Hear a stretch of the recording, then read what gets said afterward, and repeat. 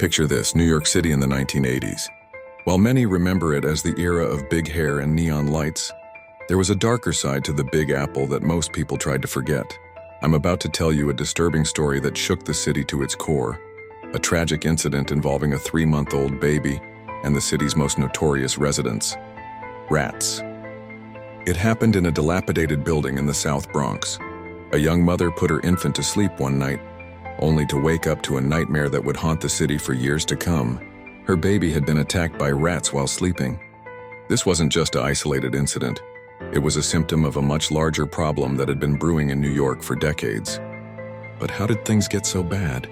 The 1980s were a particularly dark chapter in New York's history. The city was essentially bankrupt, with severe budget cuts leading to reduced services across the board.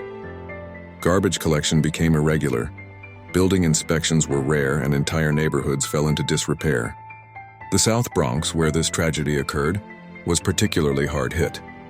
Landlords had abandoned their buildings, leaving them to crumble. Basic maintenance ceased to exist. Garbage piled up in hallways and basements. These conditions created a perfect breeding ground for rats, whose populations exploded to unprecedented levels. The city's poverty played a crucial role too. Many families couldn't afford to move out of these dangerous conditions. They were trapped in buildings that were literally falling apart around them. Holes in walls and floors gave rats easy access to living spaces, and with limited resources for pest control, residents were fighting a losing battle. This tragedy became a wake-up call for the city.